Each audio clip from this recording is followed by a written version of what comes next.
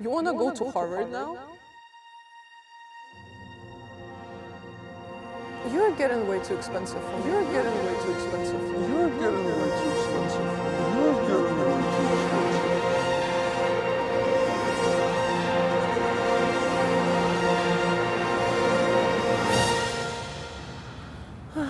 Can you imagine yourself living in one of those dorms? Mark Zuckerberg actually lived in one of these. You're not gonna be doing what he does, right? Okay.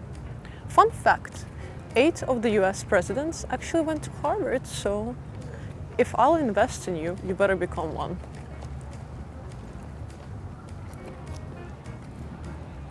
The majority of Harvard students are rich kids. Statistically, yes. Everyone's gonna hate me for this, to be honest, because I'm like going into such detail, but I really don't care. I didn't sign an NDA. How does it feel to tell people that you go to Harvard? It does feel like both good and bad depending on like the scenario. What do you think are the assumptions which people have when they hear that you go to Harvard? I think it's either that you are super rich or that you're a genius. There is this stigma that a lot of Harvard students are super snobby, specifically about legacy students. What has been your experience like?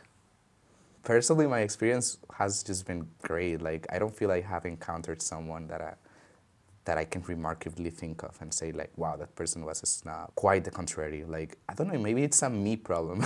But the people I see, it's like they always have something they're passionate about. They always have a perspective that you can learn from.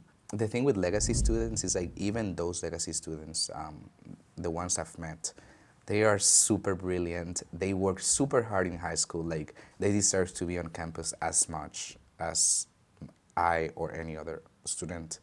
If I had the privilege to be a legacy student and I get this privilege in my hand, it is my responsibility to like maximize how much I do with it, you know? And these people are very involved, well, the ones I am friends with, are very involved in their communities and giving back and trying to make this world a better place. So it's like, yeah, sure, you have this legacy status, but that doesn't make you less deserving of this that you have achieved. Interesting. So yeah, that's how I see it. And overall on campus, would you say that there are more rich kids or how? For Yeah? sure, absolutely. Tell us. I have this funny story because I see it as a funny story, even though other people have told me like, Jose, that was a microaggression. It was my freshman year. Growing up, I have only traveled to the U.S. a few times because we have family in New York. Every Dominican has family in New York. So we came to the U.S. a few times, and that's all the travels I did up until coming to Harvard. And I'm talking to this girl, and she's like, yeah, because my trip to France, blah, blah, blah. And it's like, oh, have you been to France? And I'm like, no, I haven't. And she's like, oh, why? And I'm like, what do you mean, why? Oh my It's God. like, not everybody goes to Paris Yeah. for like the weekend. So, do you feel like sometimes it's hard to relate to each other within the students in Harvard, or with time they're more understanding of why you wouldn't go to France or something like I this? think it depends a lot on the person and like how aware they are. Like, there are some people that definitely I can tell like, it's like a little bit tone deaf, but I don't see it as ill-hearted. It's like, if this is normal for you and this is all you know, of course you're not gonna be like, oh, should I ask or not ask? Like, for them, it's just natural. But sometimes it can be hard to relate. Like, there are certain sports that only rich people play. Rowing? One of those, or golf. There are certain activities that only rich people do. Or on vacations, like, I never have been on a boat up until I come to Harvard. And now it's just like normal. Like, every semester we do boat parties and stuff like that. And when I go back home and I take friends back home, now I have to find like, oh, which companies can take us on a boat to one of these islands, which I love. It's beautiful, but it's an experience that I, as a Dominican, never had up until I came to Harvard. At first, it's like you don't know how to act, or, oh my God, when they make these fancy dinners and there's so much cutlery and like 7 forks and 7 spoons and like 3 cups, and I'm like, why didn't you have just one fork and Yeah. one knife? Now, like, I don't know how to act in these kinds of spaces. These little times, yeah, it's like you can feel like an outsider because you don't know, like, and nobody's gonna sit down and explain to you, like, so you become very low context in terms that you learn how to read the room, you become aware of like, okay, I'm gonna watch what they do and then I'm gonna do it. So it can be weird, but I don't see it as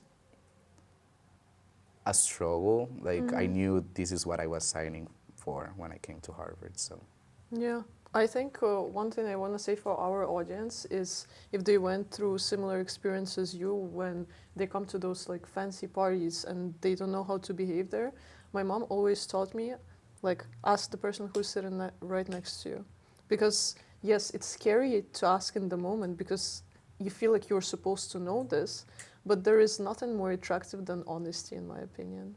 that is true. So don't be scared to ask people for help. What I learned when I was working in IT here in Boston is that the biggest problem right now is that there is not even lack of women in the field, but there is lack of people from lower income.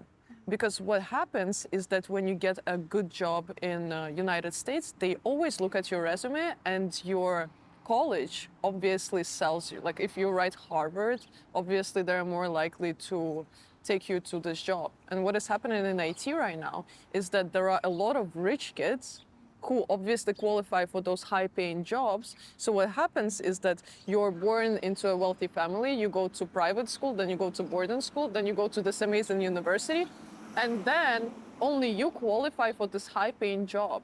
So do you feel like in Harvard you see more of rich kids, or is there a fair division of different social economical classes here? There's definitely a fair division of different socioeconomic classes here.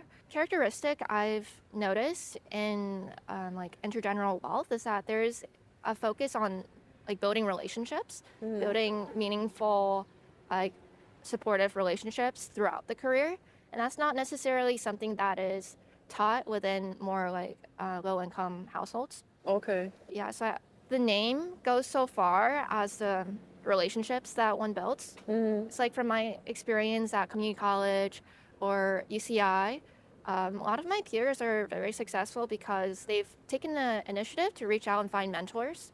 Networking is a skill. Yeah, definitely. Your dad is doing a business in agriculture? Yes, he does. Yeah, I'm actually in a small group for food, agriculture, and biodiversity. We had a dinner last night. Maybe I could invite you over. Yeah, that would be amazing. I would love to. Thank you so much for offering. I've never felt like I had to hide where I come from or my identity or my background. Can you actually tell me how you got into Harvard? Because, guys, bury yourself, it's quite an impressive story. I came from the Dominican Republic, as I said.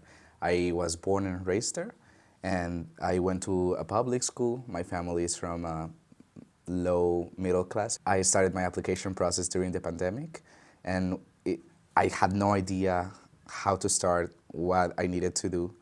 I looked around on the internet, Reddit articles, Reddit communities, YouTube videos, and I was like, wow, okay, so I need extracurriculars. What is that?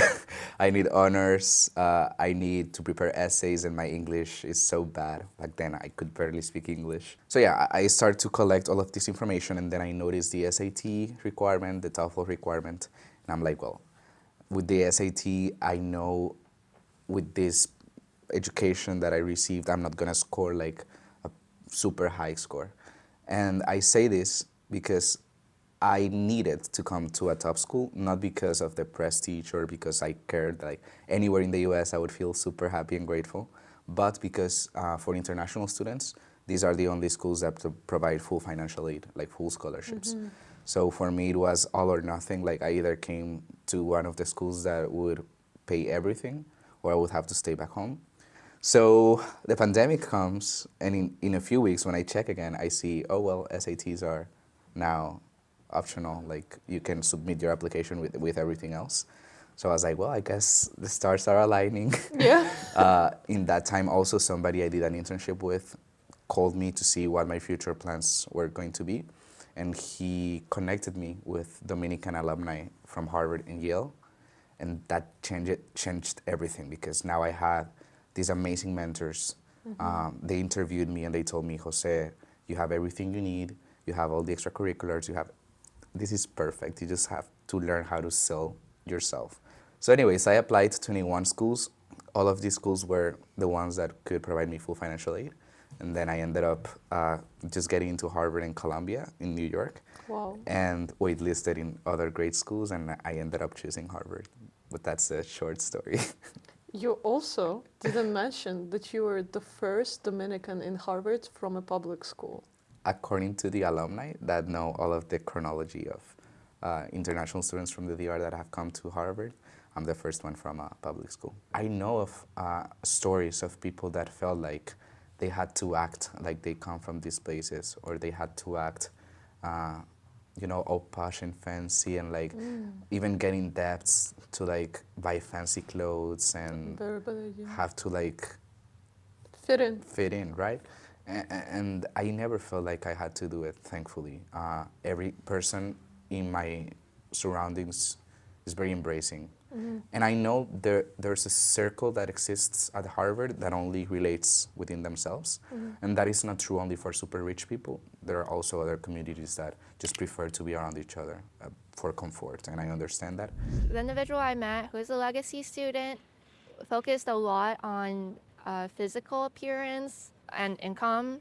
They will approach you if they like your physical appearance and think that you're higher income.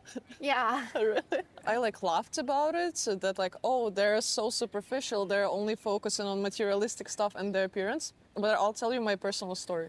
When I was in Syracuse University during those years, that's when the war originally started in Ukraine, and my parents were doing financially really bad, right?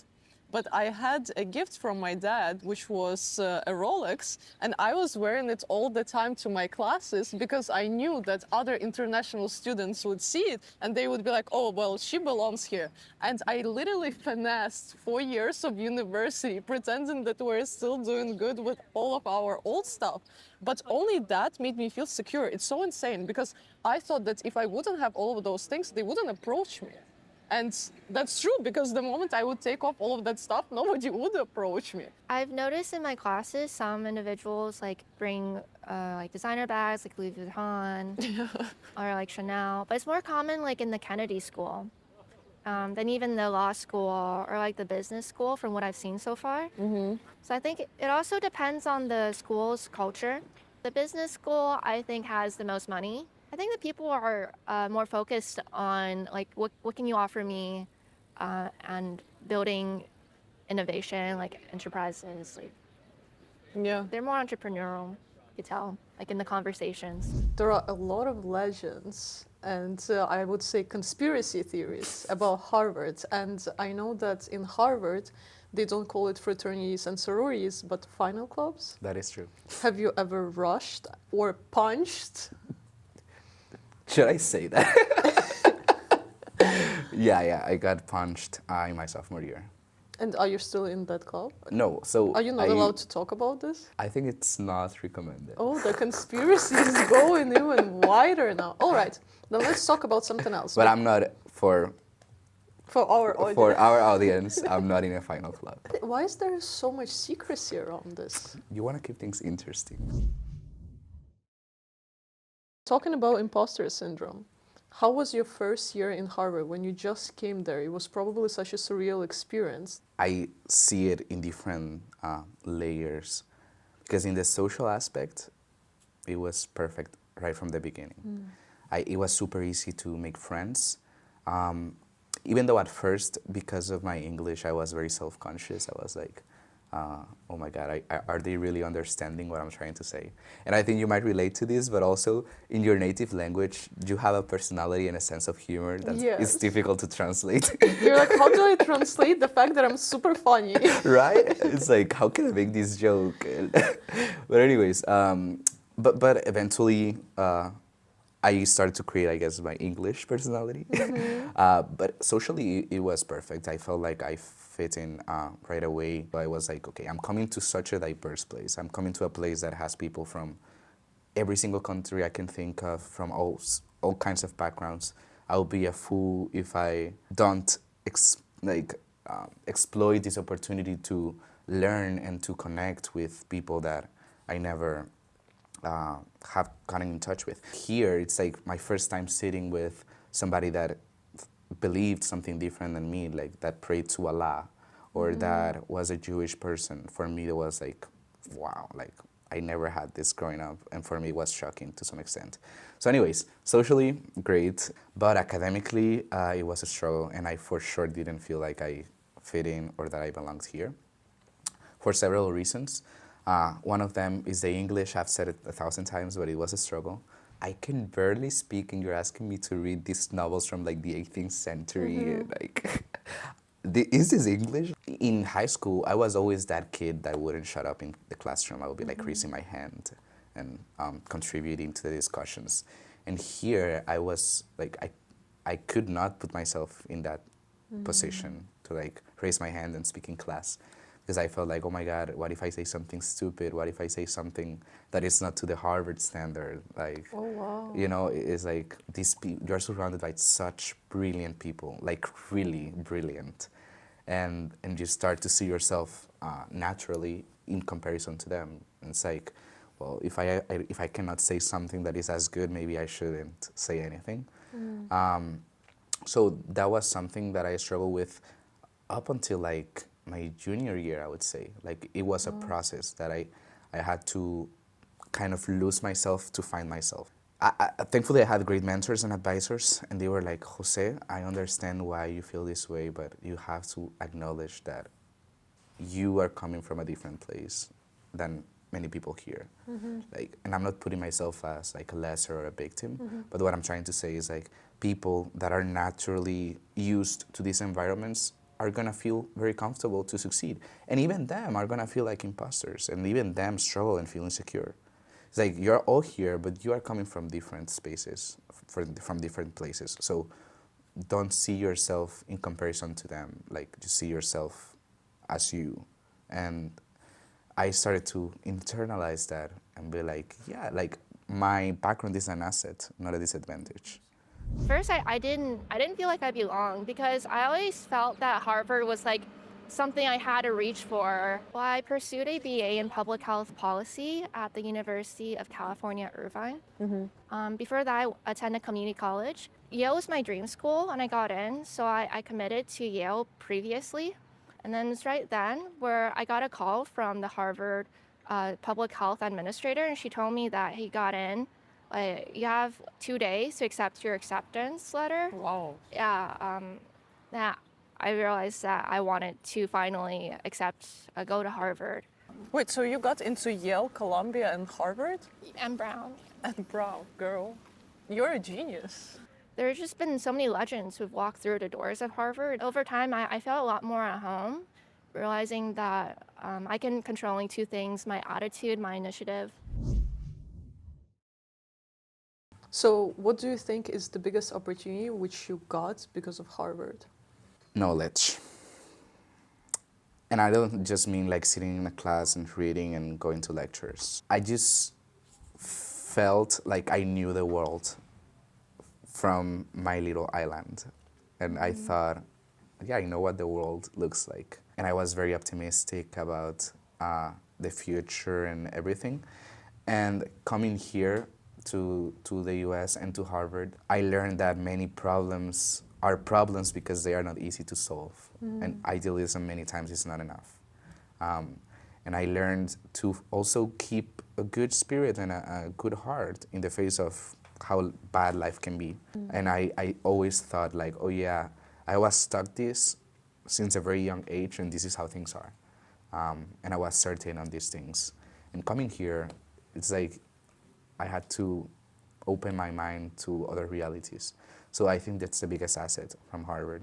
Harvard is sort of like a proxy for the government in a sense because there are so many influential thinkers, lawmakers, like academics here who are in like pop media and the government are influencing the national and the global dialogue regarding a lot of our current phenomena.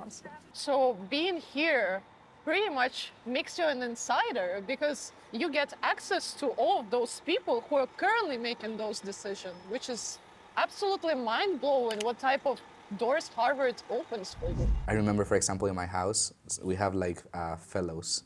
Sometimes they can be politicians that are taking like a year of teaching here, and they belong to a house community. Many times they go to Kirkland.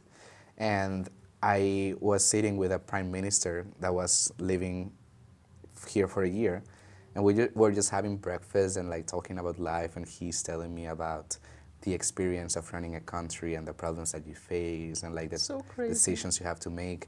And I'm like, wow, so it's just crazy. Like I'm talking to somebody that has led a country. It's just like crazy how from you go to Harvard, you can land jobs and internships and stuff like that. Of course, you also need the qualifications. Of course. But what I'm trying to say is that it definitely pushes It puts you in the right circle. Harvard helps you with traveling. Oh, yes. Yes, I have to talk about this. Tell us. Because I've known the world after Harvard and I've traveled so much. And my friends, my rich friends, are always asking, well, not only the rich ones, but also friends that are from a similar background to me, they're always asking me, Jose, how do you travel so much? Like, how do you do it? And I'm like, trust me, if you ask, you shall receive. And there are so many opportunities to travel around the world, starting with study abroad. If you're on financial aid on campus, the funds that you have for scholarship at Harvard can be transferred to a program abroad that is approved. So for example, last spring I went to Madrid for a program in Spain, and I had it all covered, and I also had a good enough of a stipend that I could travel around Europe throughout those months. So I went all over. It was amazing. And I was not alone. This friend group that I mentioned that I have, La Familia, 4 of us were abroad at the same time. Oh, wow. So we were like, guys, we want to go to Italy this weekend. And it's like, sure, let's buy the tickets. It So sounds we like a just- teenage dream movie. Yes, it was literally like we were living the life. It was amazing. So that's one example. Then also you have clubs that take you on trips, especially Model UN clubs that have conferences abroad, or conference clubs. So I know there are conferences in Asia that take you to China, Japan, South Korea, Taiwan, Philippines. There are also clubs that are organized treks. It's like you apply with the Glee Club, for example, choirs and a cappella, you can travel. We had a European tour last winter. And, actually, for example, I took them to the Dominican Republic in my sophomore year. I organized a tour, and most of them, it was the first time they went to the Dominican Republic. So you not only have the opportunity to travel, you can also arrange these types of activities. Wow. And through internships as well. Like, for example, I got accepted for an internship in Paris, and I applied to this career center that sponsors you if you are doing public service, for example, or like politics. And you get the stipend and you travel and That's amazing. you work. So how many countries do you think, or do you know you've visited ever since you started Harvard? Probably now the list is at 15. Wow. And before Harvard, it was 2. ASIA is the Harvard Association Cultivating Inter-American Democracy. It's like think Model UN, but Latin America. And instead of simulating the UN, we simulate the OAS, the Organization of American States. This year we're gonna go to Brazil, and it's gonna be amazing. I'm running the Spanish committees, and it's very, very fun. It's not like in high school you just want to participate and you go. You have to apply to each one of them. Oh yeah, the comp. So how difficult was that? Yeah, there is this process called comping, and it's a Harvard term for like the application that you do to clubs. There are some clubs where it's like community and open, like you just go to the events and you just sign up to be a member. There are other clubs which are the ones that are the most prestigious, where you have to apply, and some of them even have like 3 rounds, like of cutoffs. So it's intense. When you come in as a freshman to these types of schools, you are always used to like succeeding, to getting the things you want. You're always used to winning. Like, yeah, that might still be true when you come to a college, but also you will be rejected from many things, not only for clubs, but also for internships. And there are many rejections in life. And I wish somebody in my freshman year had told me, Jose, don't take this personally. Trust me, it's not a you problem, or it's just not the time. And I think it's good because it prepares you for the real world. Yeah. Because a lot of people, they graduate and they're not prepared for this. And Harvard, it feels like it really teaches you how to handle not only success, but also failure. Trust me, it does. I think Harvard is what you make of it. It's like any university, like at UCI or like community college like IBC. It really depends on attitude and initiative. There's so many opportunities here. It's about like prioritizing your goals and what you want to learn while managing like personal health, like friendships, also work. I, of course, have changed a lot, and many of the life experiences I have had now, it's because of Harvard. But the essence of who I am, the essence of what makes me being me, is the same inside or outside of Harvard. And the values that move me are the same. So what I'm trying to say is, who you are is the same, and don't think that Harvard is gonna define whether or not you're gonna be successful, because your success is yours. And if you do get in and you come to Harvard, I think the best you can do is to come with an open mind. Come with an open mind to take as much advantage of all the opportunities that you're gonna experience here. I think probably a lot of Harvard students, and correct me if I'm wrong, they're struggling with those extremely high expectations, not only from themselves, but from their families. And then once you graduate Harvard, it's almost like this unspoken expectation that you're supposed to get this extremely high paying or very prestigious job. And what happens when you don't do it? Like, I feel like that's the other side of the privilege, where a lot of people don't see what type of pressure you deal with and what type of failures you face and how you react to them. When it comes to failure or not getting a job that like people or yourself have expectations for, it's really important to like assess what you really love, what you really believe in, pursuing your strengths and interests. So ultimately, I think everybody has to pursue a career that can challenge them, but also be a good fit based on like their personality, their like interests, and their strengths. Our humanity is stronger than our differences, I think. So many times your success or your failure is gonna be outside of your control. Like, what I'm trying to say is that coming with an open mind to other people, with kindness, with love, just open to meet and to see who they are without judgment, I think that is an asset that I would encourage anybody that hears me to try to get, because I feel when you come predisposed to other people just because you think they come from X or Y background, you might lose the opportunity to get to know a beautiful person. College can be a scam in certain like ways, because a lot of like everything you can learn in a class, you can learn from reading a book. I think college is really great for meeting people. If you're in like entrepreneurship, it's really helpful to build the relationships that can like open doors and opportunities. I think it really is about assessing your interests and like what you see is the best way to contribute to the world. That's a very fair response. At the end of the day, I think every person has to define for them what is their success and how they achieve it.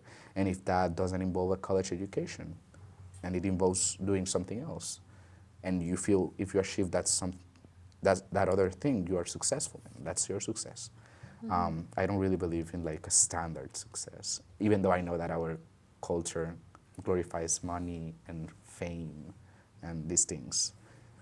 So I think education does help you, but it's not the only way.